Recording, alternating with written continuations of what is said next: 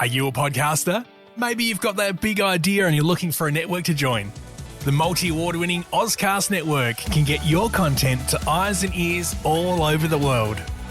Join now for the first month free, and you could be featuring this sound at the beginning of your podcast. Ozcast. Simply head to ozcastnetwork.com for details.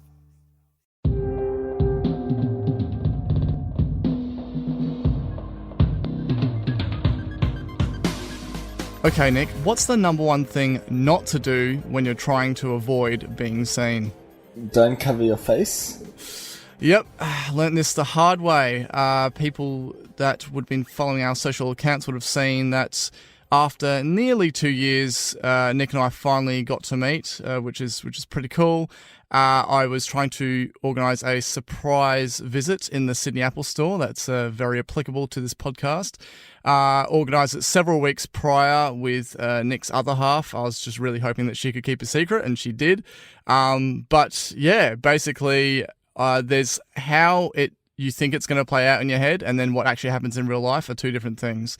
So basically, I was spotted from a good 10-15 metres away from the other end of the Apple Store.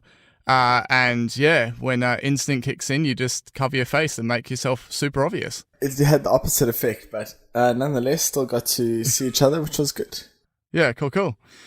Okay, now we are covering two main things in this episode, one being everything to do with HomePod, and another being inviting two guests on board to indie app developers to talk about their process and challenges and that sort of thing with app development. But yes, first, are you ready to rock the house? I'm ready to double rock the house. Hint, hint. Okay, HomePod. So around a weekish ago, we had several software updates released, so iOS 11.2.5, iTunes 12.7.3, and updates to Watch TV and Mac as well. But yeah, the iOS and iTunes updates specifically mentioned stuff to do with HomePod. So then everyone started getting crazy about, okay, when's this HomePod announcement going to happen? And yeah, and then it was out there on the Apple website with for Australia, had a orders go up 27th of January, which would be a Saturday, and no specific time. Now, I had actually taken upon myself to get in contact with Apple via the Apple Music channel, and then I kind of dropped in the question, like, okay, can you give me a specific time? And they couldn't disclose the time, unfortunately. But, yeah, so would you say it should have been a midnight thing, and it was just a little bit delayed to propagation? I think it was a midnight thing. I think it was just like a little bit like off kilter because of propagation and, restarting the store server, whatever.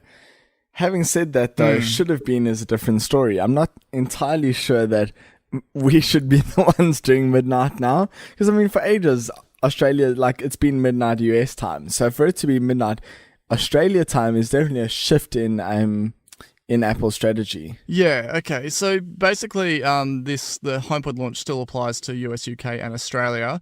We specifically delayed this episode just to actually order one and see, what it was like and give our experience on it. But yeah, so for Nick, it was the date given, the January 27th. Was it around 12:25 for you, or a bit earlier? A little bit earlier. Yeah, okay. Now for me, I really had no idea how it was going to go, so I had fingers crossed with our time difference in Western Australia being 3 hours behind, that it would be a 9 p.m, and then 9 p.m. passed and nothing happened, and then I thought, okay, well, I'll try setting an alarm for midnight or something like that. And yeah, luckily, not too long after, I had a notification pop up and was ready to order. And did you check long after as to what the availability was like? Yeah, so I've been checking intermittently. So at every one of these periods, it still hasn't changed the ship date. So it's still shipping by 9th of February, and you can pick up in store on 9th. So this would be like I've checked, an hour after, the morning after, day after, and sort of now leading 4 days after the launch, or 3 days. Yeah, it is interesting because I wasn't entirely sure how what this demand was going to be. I was kind of bracing myself for the fact that it was limited to 3 countries, that, it was going to sell out fast. But yeah, it seems to not be the case. Would you think that the delay in time had anything to do with the effect on demand or anything? Like, would people have opted for a different speaker because they were sick of waiting? Yeah, I think so. I think there are a variety of things at play here. I think not a lot of people are willing to change the current speaker setup on a dime. So that plays a part. Obviously, only 3 countries. Well, they said they have 1 million, right? So 1 million iPads sold in the first I think it was a week. So, and that was one of the fastest selling consumer devices. So it's like, okay, well, if one of the fastest sold 1 million in a week, well, all the HomePods are not going to sell in a day. So it is kind of, maybe they've just kept more than the weekend launch. So it's kind of, yeah, I think there are a few things at play here, but we won't really tell if it's successful till we actually have one and see what people really think of it. Exactly. One way that I was extra prepared was via sending myself a $500 Apple Store voucher in Apple Wallet, and because I never had actually used that, used it from Apple Wallet in the case of where time is of the essence. And yeah, I almost kind of I double checked. I was like, oh, is that all right? Like, is everything fine? Because I literally just got to checkout, pressed the gift card, it was there, and I didn't have to add anything to it. Yeah. And I was like, well, that's brilliant. Maybe I'm going to use this method for future kind of purchases a la iPhone and that sort of thing. But yeah, you seem quite, you kind of questioned me. Why did I bother with 500? Like, what a waste of $1. But it's such a round figure, and I just wanted it to look good in the screenshot. So hashtag worth it. Well, you can still use that $1 towards something else, so it's not completely wasted. That's true. Okay, yeah, so shipping Feb 9. Mine is still set at that date, but you yourself, Nick, are doing the pickup option? Yes, so it's not really about the date thing. I just don't like waiting for deliveries. I get so excited for it to come that I sit watching the delivery. Okay, it's out for delivery. Oh, it's gonna be here now. And then I remember last time I was having lunch and then my watch was waiting for me when I got back. I was like, oh, better rush back. So I'm just happy to say, okay, well, I get notified on the 9th. I can come pick it up, go straight away. Even if I were to go on the 10th, those HomePods are not going anywhere. Whenever I get around to getting them, they'll be there for me. So I'm super excited about that. And then you also get, some in-store experience. It always adds to it when you actually chat to the people and say, yeah, getting HomePod, whatever, excited about it. So it's a bit more fun. Yeah, that sounds cool. And for anyone that's kind of still umming and ahhing about it, or, they want to maybe see one in person before they decide, they will be available in-store on Feb 9th at JB Hi-Fi, Telstra, Harvey Norman, The Good Guys, and Apple stores. So as I had predicted in our last episode, and prior to that, I was thinking $499 Australian. That turned out to be the price. And you yourself, Nick, had essentially kind of predicted when the orders were going to go up. You were sort of talking about Tuesday, but that's when the sort of announcement came. So pretty close. Yeah, I think we overall had some ideas over and above what was communicated, which was good. Obviously, you set the expectation of $499, which was really good. Yeah, and for other countries in spring, which is the American spring, which will be around March, April our time, France and Germany will be getting it. So interestingly, though, I was thinking about that. So with US, availability for US, UK, Australia, no mention of Canada. I kind of thought, is Canada usually that much behind US? I kind of thought they'd be roll them out at the same time always. I get the online sense that it's been quite similar with Amazon Echo. I think the languages play a part. I'm surprised, given that French and English by that stage would have been launched, that then Canada isn't. Perhaps it's a market thing. I really don't know. And then our listeners would obviously love to know: did you go the 2 HomePods? Yes. So one of each. No, definitely not one of each. I'm sticking to Space Gray. We've pretty much. Wow. Yeah. I really thought you'd do the one of each. Yeah, well, we're sticking to Space Gray. It's kind of like a household thing now, but yeah. So I don't know if we're getting in the pre-order stories yet, but essentially went with 2 Space Gray. Who knows what the future holds? But yeah, it's an exciting start. Do you have like positions allocated for them already? I have some thoughts. So definitely one in the kitchen, gonna overtake my Google Home Mini. We'll go to the sort of, bathroom for showering music, and then the other HomePod in the bedroom. A previous guest of Apple Slice, Ty Shattuck from the podcast Post, he actually ordered one of each. So you're not the only one going double duty on the HomePods. So that's pretty cool. Oh, that's interesting. Yeah. Either way, I'm super pumped for it. Obviously I have no option to do pickup really. And then harking back to the AirPods pickup, are you going to try and be the first in Sydney to get HomePod? I'm actually going to wait a little bit. I'll probably pick it up mid-afternoon, try and wait for whatever queues are there to sort of dissipate, and try and walk in, walk out, and maybe have a bit of hands-on time in store with it in the afternoon rather than clamoring there in the morning. I suppose you already have kind of like the high-quality speakers and smart speaker thing, experience and ownership in your home already, that it's, while HomePod would be still very exciting for you, you've kind of already dipped your toe in that area, whereas for me, this will be my first of any home speaker, any smart speaker. Yeah, that's really exciting. I think honestly it changes so much having that high quality speaker, and HomePod by all stretches of the imagination is a really good speaker. So yeah, it's a good one to start with. Funnily enough, something I didn't think about was Apple Care Plus for HomePod. So this turns out they announced it costs $39 US.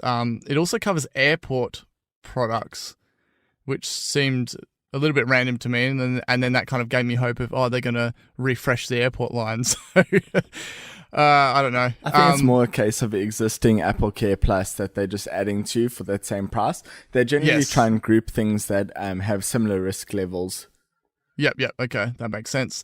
So what you get with this is 2 incidents of accidental damage from handling HomePod. So if you're moving it around, if you possibly drop it, so Apple Care Plus might be for you. It doesn't cover cosmetic of the appearance of the HomePod, but if obviously if it's affected functionality, then yes, that does come into play, and you get 2 years of phone support. So the little bit of mystery with the hardware of HomePod was the actual top panel itself. So do you kind of want to let us know the type of gestures and that they put into this? Yeah, this was actually quite not unsurprising, but essentially, if you're used to any gestures from the old AirPod days or sort of any one of Apple's plugged-in microphones, it's pretty similar to that. So you'll jump in if I forget one of them, but you got the double tap to skip song, triple tap to go back, press and hold for Siri, just tap for pause. Yeah, and like the plus and minus during audio playback is either a tap tap tap or a tap and hold. So yes, yeah. So that was basically one of the main things is, yes, this top circular surface has gestures built into it, and yes, there is a plus and minus that appears only during when playing audio, which is, it's good to actually finally see it, considering it was something that was talked about but we never actually saw. And it's also cool to see that the Siri kind of waveforms in the middle, that sort of like frosted over look, that is LED, and they do respond in real time to your voice, which pretty much all of Siri does except for currently on Apple Watch. Major detour, but speaking of things that Siri does on one, not the other, I tried to do the tennis score on my Apple TV yesterday. I could have clicked through to the 7 app, which would have been awesome, but decided to ask Siri on Apple TV, and it said, checking the tennis. And then it like sort of tried a while, and then it said, can't do the web on Apple TV. So that was a little bit of a letdown. I'm usually a massive Siri advocate. So yeah, that pales in comparison to just sitting watching TV and having Google go, I'm sorry, I don't understand right now. Please try again. It's like, no one said, okay, Google. So yeah, it's certainly not perfect by any means. WWDC 2018.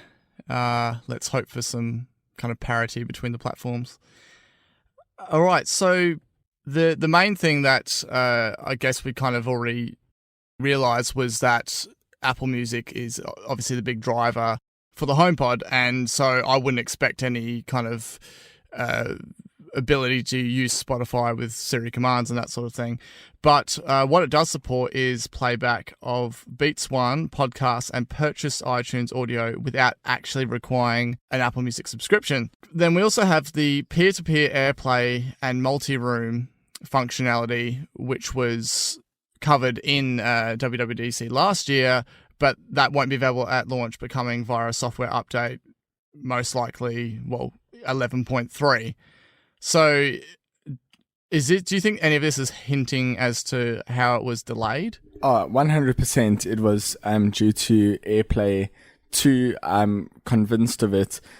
The weird thing is, though, is AirPlay 2 doesn't actually seem that far off. It seems to be at least almost there in the next software update, and if it isn't, it'll be hidden and then later revived. So it seems to be almost there. Maybe they just really wanted to get it out in the market. We know that Google Home has taken off over the holidays, and this might be like sort of trying to get in there, because really for everyone who's ordering one, there actually is no difference. That you wouldn't have had stereo anyway, and you wouldn't have had multi-room playback. So I think it's a right decision to get out there, and I'm almost certain that that's what the original issue was. Otherwise, it should be launching with that. So it certainly seems like they thought, okay, if AirPlay 2 isn't going to be available till 11.3, which is around March, then they just simply couldn't hold off the product itself any longer. So yeah. I think that's a smart move, because then we can get it into our homes, and the longer it was going on, and we kind of gave that cutoff of, if it's any longer than beyond March, then it's, you may as well not do it. And so, yeah, this is pretty much the smartest move to go with. No included Apple Music, though. It mentions on the site about 3 months, and I verified with Apple support that, no, that's just your standard 3-month trial if you don't have an active subscription. I really don't like that. Yeah. For me, that kind of, then don't even bother mentioning that it's 3 months with HomePod. Don't put it in the same sentence, because to me, if it's just Apple Music 3 months, regardless of whether you buy a HomePod, why are you putting it in the HomePod like documentation? I know in one of the reviews they said that it had 3 months free, and it's like, well, I actually was like, well, I'm sure that's a single user free 3 months, which wouldn't affect either of us anyway. But the fact that it's just your standard 3 months, well, why even bother saying that? It is a bit of a shame when you see in comparison to stuff like, subscriptions being included with some Google Home offerings, that sort of thing. But, we are current subscribers anyway, so it's not a big deal. But yeah, the messaging is a bit confusing, because we kind of thought, okay, yeah, cool, you get 3 free months, kind of regardless, but no. Yeah, well, I think even having said that, at the end of the day, someone who isn't already in that ecosystem can pick up HomePod and have 3 months of Apple Music, and that's still a good experience. Yeah, definitely. You'll be able to send messages with your voice, and Siri can read messages back to you. Now, calling will start on your iPhone, and then you can hand off to HomePod.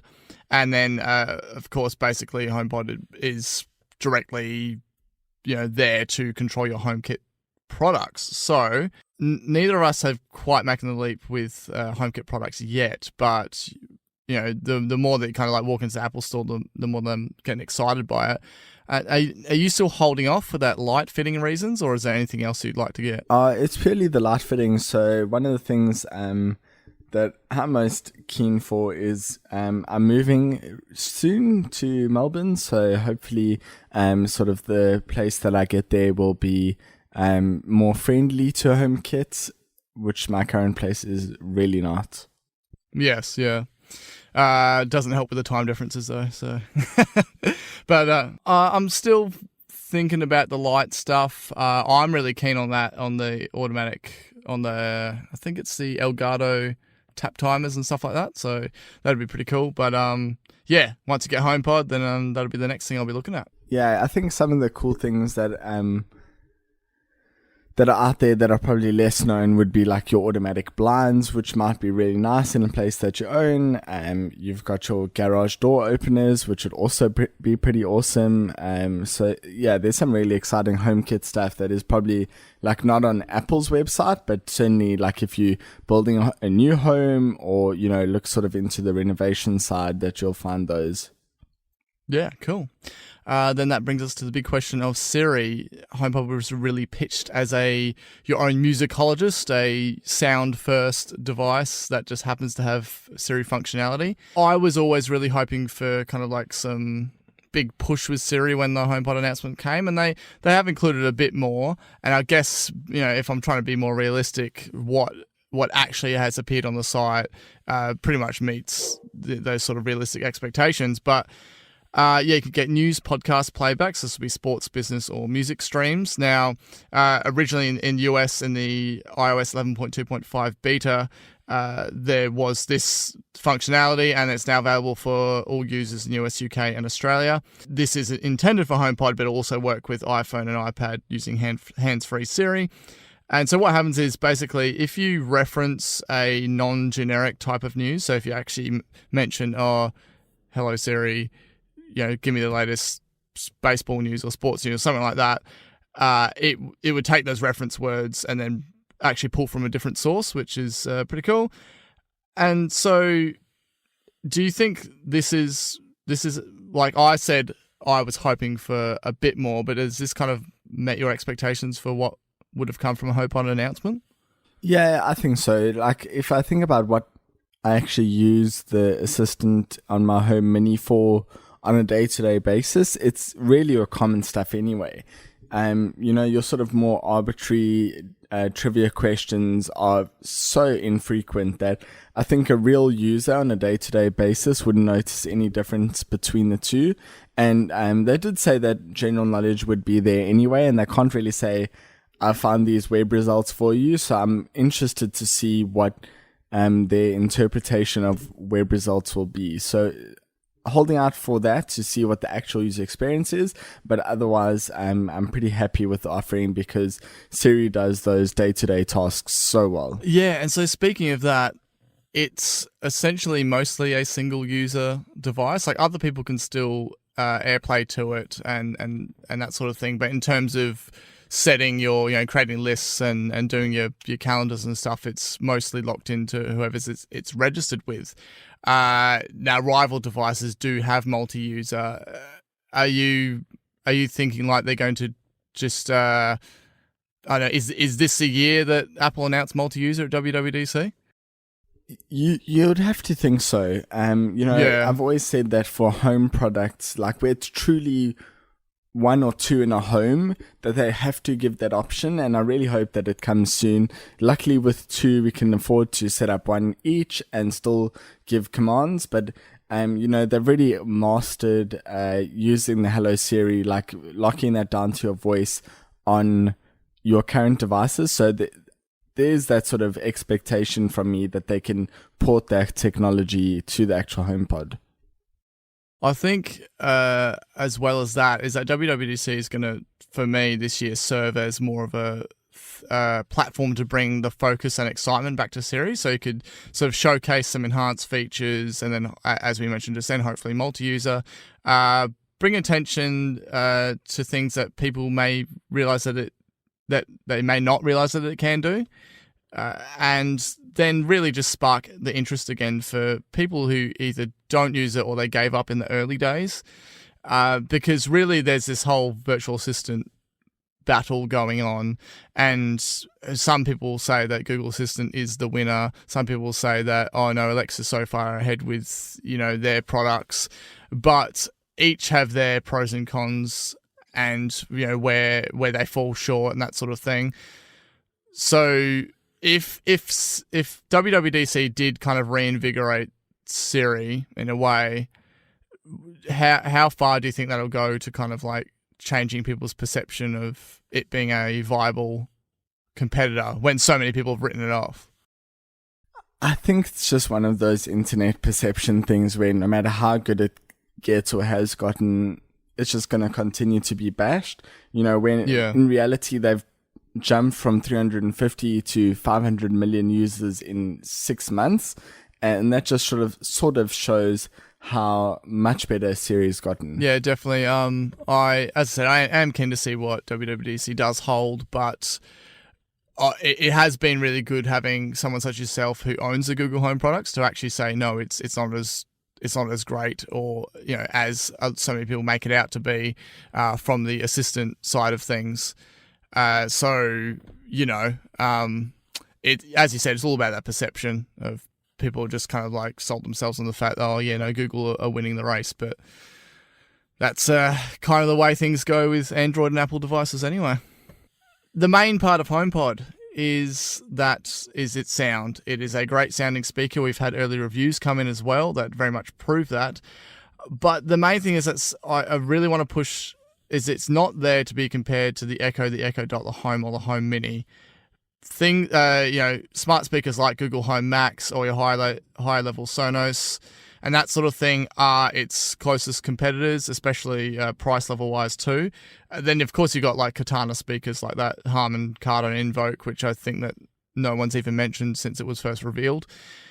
So Tim Cook actually came out with a quote recently saying, in regards to HomePod's position, he's saying, "We think one thing that was missing from this market was a quality audio experience, a very immersive audio experience.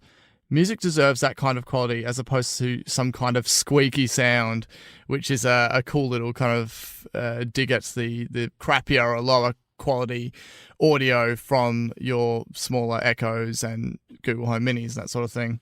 Taking all that into account, do you think there's what % chance would you put to a mini version of HomePod just to kind of sit itself on that lower price point? In the next year or like in the next 5 years? Whatever your predictions are. So I'd say 10% in the next year and 50% in the next 5 years. Okay, cool. Yeah, I think it would do well. Especially if they reposition Siri. I've just said that, I don't think it's actually bad, but if they do another push at DubDub, as you said, it would be, I think, quite good for them to just sort of give that device to really showcase its skills. Yeah, it was unfortunate to hear that, still that perception of price that people have, and they think, oh no, Apple ripping us off, and I can get the same thing with a Google Home Mini or whatever, and they're just not taking into account the actual main feature of the HomePod and the experience that comes with having really high quality audio. Yeah, the price has been getting to me. What's that? The price talk has really been getting to me. Oh yeah, a lot of the sort of reviewers online absolutely trashing its price. I'll speak in US dollars for a little while, but you've got HomePod coming in at $349, and then its real competitor in the market, as you just said, they're not the Echoes and the Home Mini, it's Home Max, which is $399. So when Google's outpricing Apple, as in more expensive, then already that's showcasing that Apple's not that expensive for its market. And then, what $349 American dollars is to different people is all relative. And I think that, publications like The Verge saying that people are, you shouldn't be paying that much on a speaker is insane, is absolutely crazy, because what that $349 means to each individual is up to them. And overall, I just want to know, is it a good product? Is it not? I really don't want someone to tell me that it's an expensive product, because, it's just not their choice. And compare that to a $249 Google Clips camera. Yeah, exactly. And, I've when I was growing up, we had the Bose sound systems, JBL, those kind of speakers. It was, for me, obviously in a different currency, but the equivalent of 450 Australian dollars. And those were not smart. In fact, you had to dock your device and not be able to use it at the same time. So, and that was years ago. So coupled with inflation and different skill sets, I really don't think that, it's up to someone else to say this is an expensive device. Yeah. What has given me what's gotten me really excited has actually been these early reviews where pretty much every single one, bar one, has said that it's the quality easily surpasses the higher end rivals such as Sonos One and Home Max. And some go as far saying that it sounds better than like a $1,000 home speaker that you might buy, which is crazy to me. It's got me really excited, and I'm so keen to get hold of one. One review mentioned that there was a lack of mid-range, but I guess it remains to be heard as to what the actual sound is going to be like. But it's pretty positive all around. Yep, absolutely. And this is another thing where, if it sounds great to you, well, that's awesome. So, like, again, to sort of bash the Verge a bit, they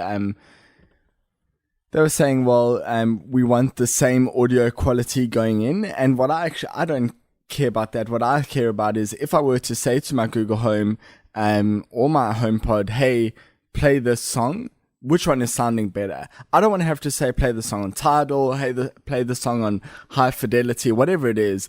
I just want the basic command, which one sounds better. I don't need this, because that's what everyone's going to experience. Yeah. So, yeah, I think, make the decision based on pricing yourself, make the decision based on home sound quality yourself, and hopefully people enjoy it. I can't wait to get my hands on one. 100% agree there. And I think when the floor is open to giving the Verge a little bit of fire, I'll hand you the gasoline. So, and lastly, to wrap up HomePod, would you think there'd be a possibility for any more color options down the line? I think we know that surely Heidi would like a gold version. We'll ask her when she gets on the show just shortly.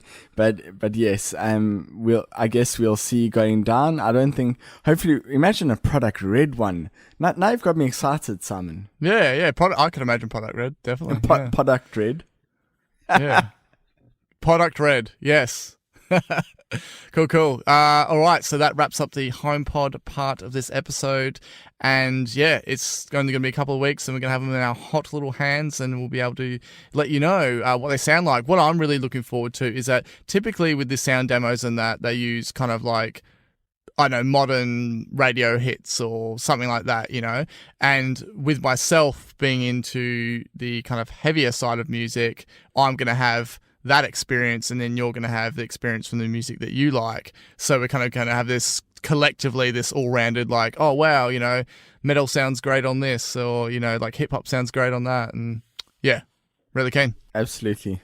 And now we move on to our next segment, Core Focus. Now this is normally reserved covering interviews with Apple executives, but I think we have special guests that are pretty high up there too. I'd like to welcome the dynamic duo Ish and Heidi. How you two going? Hello. How's it going? Not too bad. Okay, so people that have been listening to Apple Size for a while may recognise Heidi from a previous guest spot on an episode. Interestingly, this is going to be the first time we've had 4 people on at once, and all from 4 different time zones. So just to give people a bit of perspective, it's 6:30 p.m. Western Australian time. For me, for Heidi, it's around 9 p.m., which is Central Daylight Savings Time. For Nick, he's on the east with Daylight Savings at 9:30 p.m. and at a very yawn-worthy 2:30 a.m. Pacific Time in Southern California. Is that right? Yeah, that's right. Yeah, cool.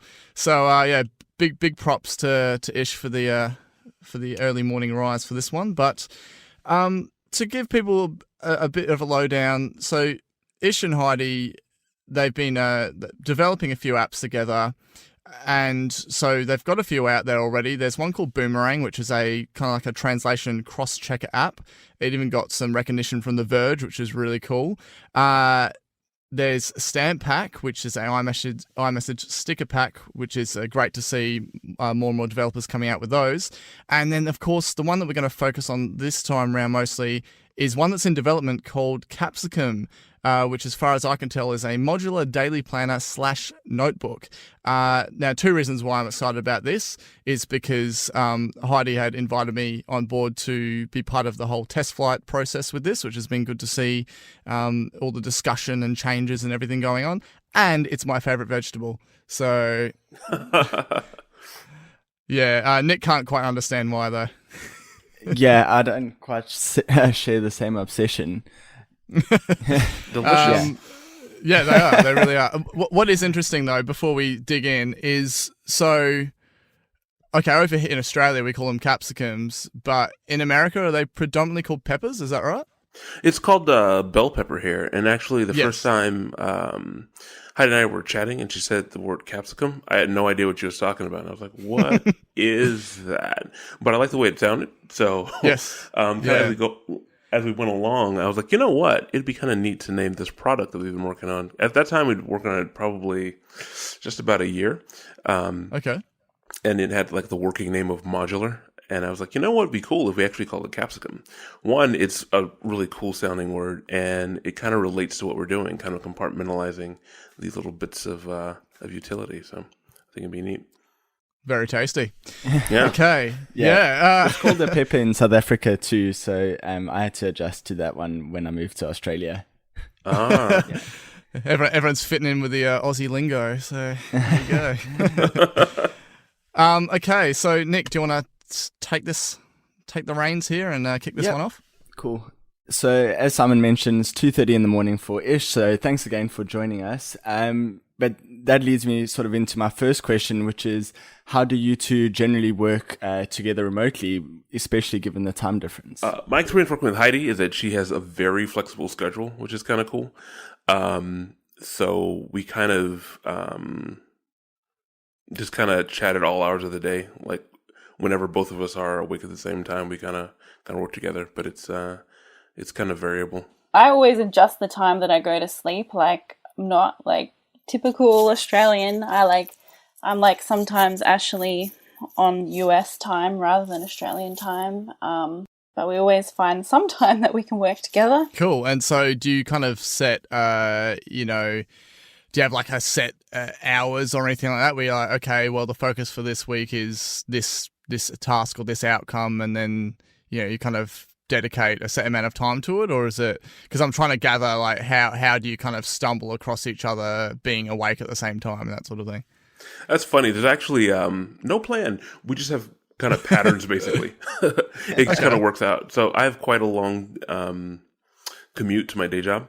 And often what will happen is we will do like a FaceTime audio call while I'm driving, or kind of touch base other times during the day over Slack or something like that. So it kind of always works out. Sometimes we're not available at the same time. So we'll do something like kind of leave a bunch of stuff in Slack, and then when the next person wakes up, they'll check it out and then respond to it. So kind of all over the place.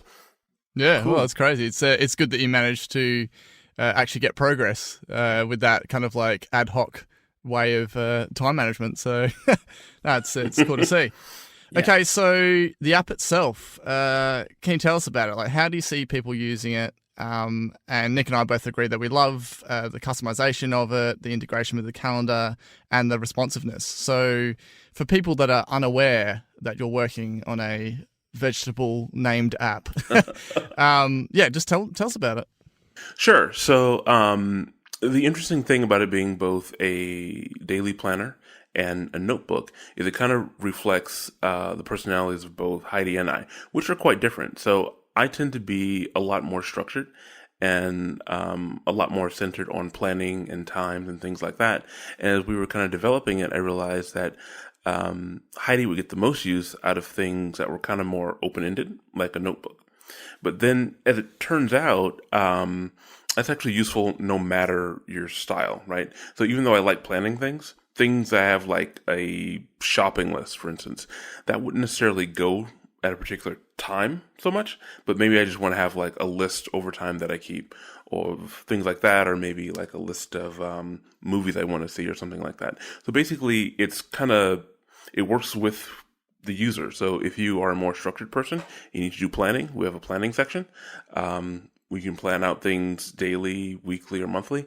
And if you kind of just have some thoughts you need to get out of your head, there's a notebook section where you can like make notes, make lists, add photos, and things like that. When users first start using the app, we ask them a question, whether they're a free spirit or a planner. So depending on what you identify more with, if you are more of a free spirit, you'll like the notebook section more, which we call loose leaf pages. And then if you're more of a planner, you will like the planning pages, which are the daily, monthly, and weekly. Yeah, cool. It's good that you've kind of like catering. You're not just presuming that there's one mindset, and you're offering that choice at the start. So it's a good way from the starting point for the user to already realize, okay, I'm going to structure this app to suit my needs. Let alone by the time they actually get into doing all the color and font customization, all that sort of stuff, which is cool. Yeah, so this is by far the worst metric for coding, and I always hate when people sort of ask me this. But just to give us a sense of how much code goes into it, and maybe, how much you have to sift through when you're debugging, how much time it takes, how big, how many lines of code would you estimate that Capsicum is? That's funny. I checked about maybe 6 weeks ago, and my code was around 60,000 lines, something like that. Ooh. Yeah. Yeah, you really have to have it, you have to have a good sense of what you're looking for to be able to go and debug across that. Yeah, but I suppose when you've written it all yourself, I know certainly the things that I work on alone, you get a better sense of it. But imagine working on across different people and having to find things must be really tough. Yeah, it's interesting also because kind of as we've been going along, it's like evolved and changed. So initially, like I mentioned, we didn't have the loose leaf section at all. And I think we only had daily. And then as it evolved, we kind of grew and kind of changed the product a bit. So it's been, it's definitely taken a concentrated effort to make sure that things are structured in a way that will make sense in the future as you try to debug and kind of go through the code and make sense of such a gigantic project. Okay, so switching over to the visual side of things. Now, I am a real stickler for, okay, there could be a great app, but if the icon sucks, I'll delete it. So an example for me is like, say, Fantastical. I think the actual functionality is awesome and all that sort of thing. Heaps of people use it. It's a paid app, but I just hate the app icon. I want something much more, like simpler and that. Yeah, it's a bit too fussy, a bit too busy, right? And that's what I love about Capsicum icon, is it is just like simplistic. It's got that nice like slight gradient to it. It's, a white central icon. So tell us how you kind of approached the design aspect of that. We looked at a bunch of icons for research, but what actually helped me, I think Ish's sister drew a capsicum and in a style that was similar to maybe another vegetable, was it a pumpkin-ish? I'm trying to remember. I think it was another form of pepper, not exactly a capsicum, but maybe like a chili pepper. Oh, maybe it was a chili pepper. Yeah, so Ish asked his sister if she could draw it in a similar style, and then I had a look at her drawing, and then I was able to see how the shape could work out a lot more. So I started with drawing the middle panel, and then I made the bottom of it go in a bit. Yeah, cool. I certainly appreciate the symmetry of it, because an actual capsicum is quite disfigured in real life, so that would look quite interesting on an icon. But so I want to mention one of the things that we wanted to go for with the icon design is to make it a bit more of a glyph. And as you mentioned, kind of like a simpler icon looking towards the future. If you look at iOS 11, we have a nice control center with kind of these editable widgets or buttons that you can add. Looking towards the future to iOS 12 and beyond, kind of hoping that that's available to third-party apps. And as such, we wanted an icon that would make sense in that format as well. So we're kind of looking in various ways we can use the same icon. Yeah, it's cool that you can kind of sort of future-proof yourself in that way. You guys, let's say you decide you're working on a new project. So I just want to know, as you just decide to work on it, what is the first thing? So Ish, you click File, New Project in Xcode, and what happens next? And Heidi, what do you do first? Let's see. Normally what we'll do is I will have a idea and I will just kind of roughly sketch it out so Heidi can see kind of what I have in mind, and then she'll make it pretty. And then from that point, start to just kind of do some high level, just like storyboards, just kind of an idea of like the app flow to get kind of like the UX down. And then once we see that makes sense, then I'll start working on doing like the data models and such, and then kind of give her some more ideas of kind of where we want to go with UI and maybe some UX elements. We talk a lot about the idea and how it will work, what it involves, what kind of people would use it. Before I open up Sketch, which is my program of choice for designing UI, I often get out a piece of paper and I draw a rectangle for the screen, and I start putting in some of the details of how a particular screen would work, and or if it's something like icons, I'll draw the icons out. Yeah, cool. I've tried to start a few. I just learned Swift in the past year, and I've been trying to start these new apps, and every time I start, I think, okay, this is my idea, and I'll go sketch it out. But drawing is really not one of my talents, so I think, but I just need to get an overall idea. So I'll get my iPad Pro, and I've got basically a whole bunch of half-finished, even just like sketch ideas, because I just get to the first screen, draw one icon, I'm like, no, I just need to code it. And then, so my things really do not look good, but I'm going for functionality at the moment. Oh, Nick, you need to share some of these, man. This sounds cool. Yeah. Ish, from the coding perspective, how do you make the app so responsive? Like, do you think about speed when you're coding? Towards the end, I do some polishing, going through the Xcode 2 instruments, just to make sure that things are as fast as possible. But for the most part, just following best practices, such as not doing any heavy computation on the main thread, kind of using background threads for things like that, and using the main thread for UI. Okay, cool. That's cool. Yeah, because I really love flicking through Capsicum. It is so responsive. So yeah, it's just a great experience just to be able to touch things and it happens as you sort of expect it to. So that's really great. Thanks. There's actually kind of a ton happening with Capsicum. This is my first time really playing with encryption. It's important to me because I'm expecting this to have a pretty wide audience. I want everyone's data to be safe. So I'm pretty much encrypting everything. And turns out encryption takes a little bit of overhead and a little bit of extra computation. So it takes a little bit of extra effort to make sure that none of that encryption's happening at the same time that you're doing scrolling. So yeah, brilliant. Yeah, that's pretty cool. Okay, so how do you guys let each other know like what works and what doesn't? So we know about the past with where Heidi had started off by giving you Ish like extensive feedback on your previous work. So now you're comfortable with each other and you've worked together. What happens at this stage? So obviously we're talking about Capsicum. So yeah, what's the process? Because obviously you want feedback to be constructive, but you still want to maintain a good working relationship. So what's the balance? So I start off with a pretty thick skin, and I think with working with me, Heidi's has gotten thicker over time.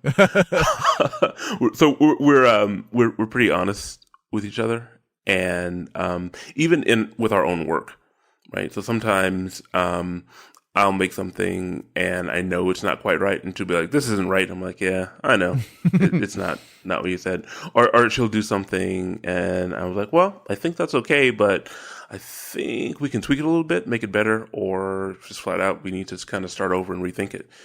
I suppose being on opposite sides of the world, the worst you can get is a sad face emoji. Yeah, we've had to take some breaks before. Like, all right, let's take a little break and then come back to this. But yeah, for the most part, we just kind of get through it and understand that none of this stuff is like personal. Even though when you create something, it becomes very personal. Another bit of that is communicating often, right? So when we first start working together, Heidi would go off and do quite a bit of work before presenting it to me because she wanted it to be perfect, like pixel perfect. But if it wasn't exactly what kind of I had in mind for UX or the direction we want to go, I'm like, that's a lot of work to put into that. How about we just, like she mentioned before, like just sketch it out and just we kind of talk about the direction so that we kind of build it over time so that if there's a change, it's not a dramatic change. It's like, okay, let's just tweak like small bits. So I think that kind of making the entire process collaborative helps out a lot. Yeah, I certainly remember that sort of thing from doing like logo designs for clients and that type. You know, you give them your first here are 3 ideas, and you spend that long trying to get everything like absolutely, you know, like export ready and everything, only for someone to be like, oh, you know, can we try this? Can we do this? And then you're kind of like, well, why did I waste all that time? So at the end of the day, as you say, like you say how it is, a concept is a concept. Like, it doesn't have to be absolutely perfect, as much as that might not fit in with Heidi and I's OCD tendencies. Right. Yeah. Well, I think that the nice thing about an app is that, you know, by nature, they have iterative releases. So you can sort of start with your core product and always add in things rather than having to go a year down the line or 2 years down the line with your perfect product and, you know, only for it to not quite work in the same way that you expected it to. Because when you work on something so closely and, you know, you've spent all this time doing it yourself, it's very easy to just automatically know how, you know, a user is supposed to use it and things like that. And just opening yourself up a little bit to that a bit earlier on is really helpful, I think, for any creative process, whether it's an app or Simon's logo or the stuff that I do. I've noticed it helps a lot. Absolutely. And that's why the beta testing has been so beneficial, because the app evolved a lot while we were just developing it, kind of like in alpha, and went through about 3 or 4 different ideas of how it could go. And then when we finally release it to beta, we get even more input, and we see that things that we thought were just like, oh, this is intuitive because we come up with it, that maybe someone might not understand at all. Like one of the things we didn't anticipate that we're going to change before release is on the page where we ask if you're a planner or a free spirit. It was intended to be fun and lighthearted, but some folks legitimately had like anxious moments around it, trying to figure out philosophically, are they a planner or a free spirit, and never made it past that point. They're like, I just don't know. This is too stressful for me. So I couldn't answer like that. Matrix, red pill, blue pill thing. Exactly. And they're like, well, if I choose this, can I ever go back? Like, what would have happened if I'm like, whoa, wow, you guys took it way further than I expected. So we're going to adjust that a little bit to give a little bit of explanation to bring some folks what you should do on that one, just to increase people's anxiety, is add a time, like a countdown from 5 seconds. And just say, well, one has been chosen for you. Yeah. Okay, so in terms of giving each other like input and that sort of thing, does, like, Heidi, do you do any coding with the design elements? And then Ish, do you do much with the guidance on the UX for Heidi? All right. Well, no, I don't do any coding at all. I just do design portion of it. However, Ish does help with the design sometimes, and he does guide a lot. Yeah, I'm way out of my lane. I contribute a lot to direction for the design. The final design is almost always Heidi, because her attention to detail is just way, way beyond what I'm capable of. But I have a pretty good idea of kind of what we want to do and kind of the direction I like to see the project head. So very often I'll either sketch something out on paper, or I can use Sketch enough to be dangerous and just kind of convey an idea. And then even sometimes edit some of the things that she's done. She'll give me something. I'm like, all right, so here's how I think it would be just a little bit better. And Yeah, we'll go cool. from there. I'm interested to know, because obviously, you've been working on this for a long time. Was there much adjustment in the coding and the design from when you had to do a version for iPhone 10? For the most part, no, because we've been using like auto layout for forever. And in doing this, one of the challenges is, so initially this idea came to me. It was my very first app idea. It came to me 8 years ago when Steve Jobs stepped on stage and introduced the iPad. And I was thinking about what, like how I might use like a really large device like that. And I thought, wow, a daily planner would be really, really nice. And at the time I didn't have the skill set to build it, and just kind of let that idea hang out on the shelf for a bit. So one of the things from the very beginning was thinking about various screen sizes, from like an iPhone SE all the way up to iPad, and various orientations. So with the iPhone 10, not that much changed from the coding side. Cool. Heidi, how about you?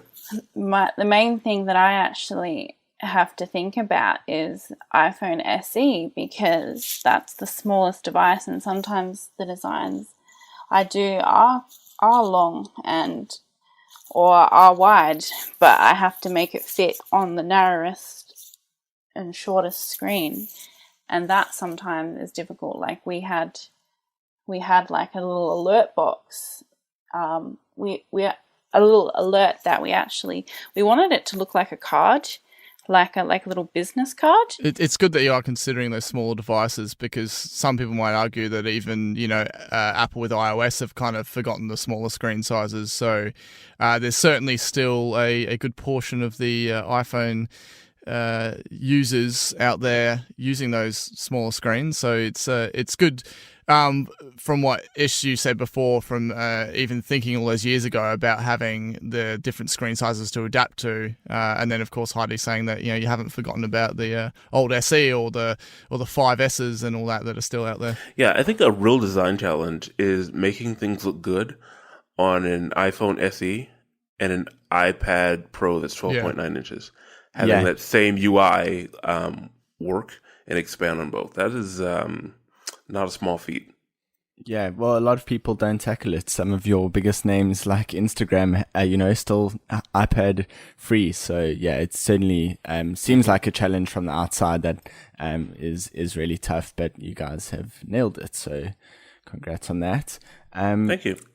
And then, well, it's my last sort of question. So Heidi, you've used emoji in your design before, and I know that you use custom icons now in Capsicum, but what do you make of Apple's recent decision to not allow emoji in App Store screenshots? Yeah, when I saw Brian tweet that, who also designs Instagram, but he has his own app as well, I was quite surprised. Actually, I was shocked, because I did have emojis in my design, and I've seen a lot of other designers do the same, and I actually thought, it must be a mistake, or the reviewer must be like extra sensitive or something. I don't know. Yeah. And we decided that we actually better change our design to move away from the emojis to our own icons, because we don't really want to slow up the process when we finally do submit it and have it rejected for that reason. And also we got some feedback during our testing from some people that they weren't really a fan of emojis, or they didn't really understand, because we used to have some emojis in our loose leaf lists, and people were like, oh, how do I add my own icon to my list? we also had the emojis on our settings page, but we got some feedback that people didn't really like them, and it takes a bit of extra time to make my own icons, but we decided it was worth it, and it's going to make it look even better. And yeah, I certainly love that feeling of ownership, though, when you create your own custom set of things. Like, from a graphic design perspective, the one thing that I absolutely love is just a series of things. So whether it's like things that have a similar design but come in different colors, or just, as you say, icon sets and that type of thing, even down to when we were when I was setting up the website for this podcast and that, and I was like, all right, I want like Apple Size to have its own custom font. So I actually, went and had a entire font family that I then created our variation of, and it's one of those, it's one of those things where you start off, you think, oh, this is a great idea, and then you realize, oh yeah, actually no, there's like 6 other weights to do all the exact same amount of changes to, and I have to note down all the different moves, and XY positions and everything. But it's, at the end of the day, it's like a whole lot of effort for what most people would just like, wouldn't even realize. But for me, myself, it's like that accomplishment of just, yeah, cool, we've got our own like custom variation of a font, and you guys can be the same thing. We're like, great, we're not relying on emojis, and we've got our own custom thing that is completely Capsicum. For me, I thought it was one of the silliest things that I've seen from Apple Review, because emoji are a part of the keyboard that's kind of built in. So, and emojis are so ubiquitous now in communication. It just seems like the strangest thing to me to reject an app over. While I do appreciate being able to kind of like make our own icons, I'm thinking of things to reject. If you look at the things on the store and the issues with apps that really shouldn't be there, emojis? Come on. Yeah, and building on that, Apple really actually pushes emoji in their Learn to Swift things. They, like, as you say, it's ubiquitous. So, they'll say, okay, name a variable using an emoji, and so if they pushing it at the code level, it's insane that they rejecting it in screenshots when they're actually promoting it under the hood.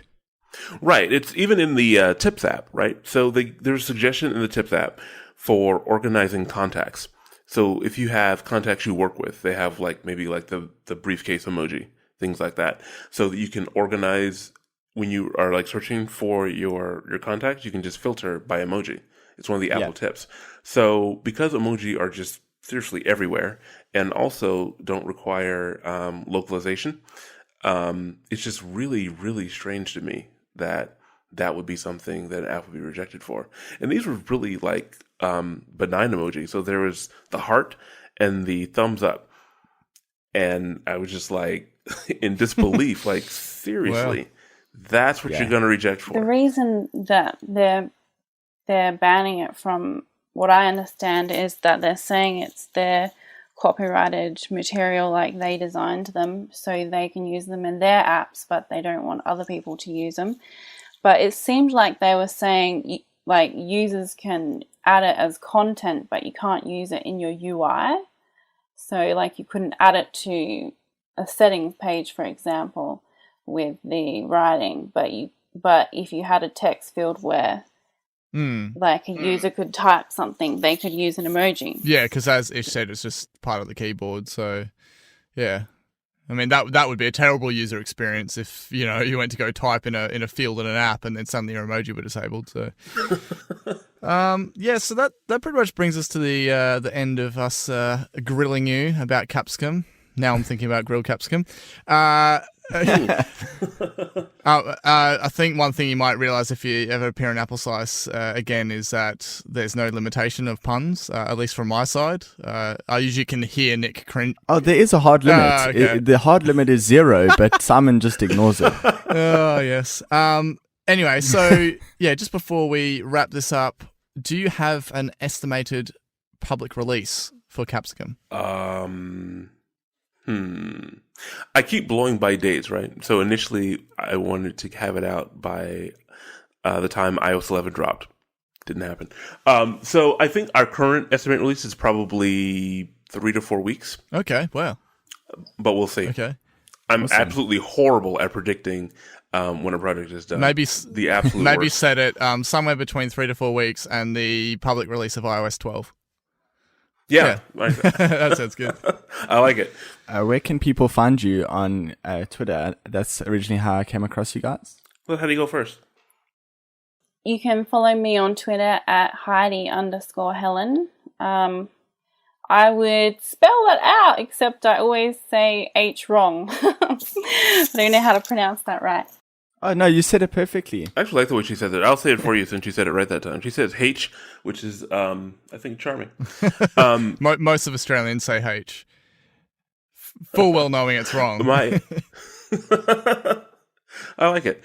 You can find me at iShabazz, so ISHABAZZ, and I'm at iShabazz everywhere. So, yeah. So are you still, are you collectively Illuminated Bits, or is that more just your thing? Like, do these apps come under the name Illuminated Bits, do they? Or Yeah, the apps come under the name Illuminated Bits. I am not really a company so much, so I'm not really allowed to have employees. Okay, yep. So Heidi and I just work together. Yeah, that's cool. And make Illuminated Bit stuff. Yep. All right, well, thanks very much for everyone fitting into this crazy time zone dichotomy. And it's been great discussing Capsicum. And certainly looking forward to seeing the final release of it and then what comes next. Maybe a cucumber or something. Thanks for having us. Thanks a lot. No worries. Cool. Thanks. Okay, thanks to Ish and Heidi for the chat. Looking forward to seeing what other apps they have in the pipeline. And for the past several episodes, we've mentioned that we are part of Ozcast Network. Currently, so we are one of around 18 podcasts that they have. And there have been 2 that I'd like to give some thanks to because they've been giving us some props lately, either in their posts or in their podcasts themselves. So I'd like to give a shout out to Yeagerday in Melbourne. So the couple of bearded uni mates, Leon and Tim, they cover pretty much everything that's Australian. There's a different theme per episode. They got episodes on koalas, pavlovas, tennis, bushrangers, all sorts. Great comedy whilst also being educational. And of course there is AB Film Review and The Last New Wave from Perth. So it's WA represent from my side. It's a husband and wife team, Andrew and Bernadette. They cover a very diverse range of films, so not just your commercial releases, which I really like. And their reviews are very in-depth as well. There's a ton of movie podcasts out there, and some of them are just like, yeah, it was cool, the CGI was cool, I liked it. Like, they can be kind of lazy with their reviews. This is the opposite here, so I really like that. A huge Andrew as well is a big advocate for Australian cinema, so there's a big focus on that, covering both new and old pieces from Australian movies. And his inclusions of guests have been really cool. Just recently had Ben Elton, which is a huge name in the entertainment region, so people like him as well as other producers, directors and artists. So, Nick, if anyone would like to find out about other things that we're talking about between episodes, where can they find us? You can find us on Facebook, Twitter, Instagram, and YouTube. Cool. And if you'd like to search us in your player, you can subscribe there and ultimately visit our website, appleslice.com.au. All right, cool, man. Now that we've actually put a face to the name to the face, I forget what the saying is. Yeah, no, it's all good. So we've kicked off 2018 in style. Can't wait to wrap my ears around the HomePod. I'll catch you in the next episode. See ya.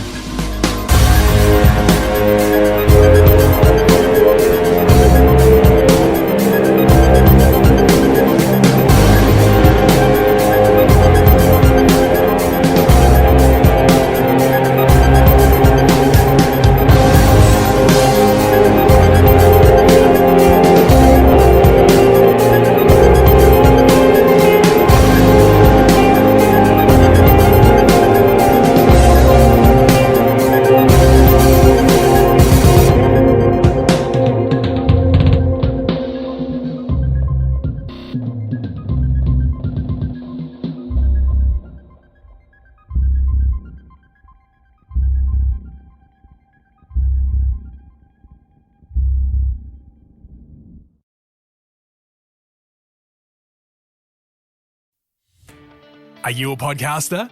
Maybe you've got that big idea and you're looking for a network to join. The multi-award winning Ozcast network can get your content to eyes and ears all over the world.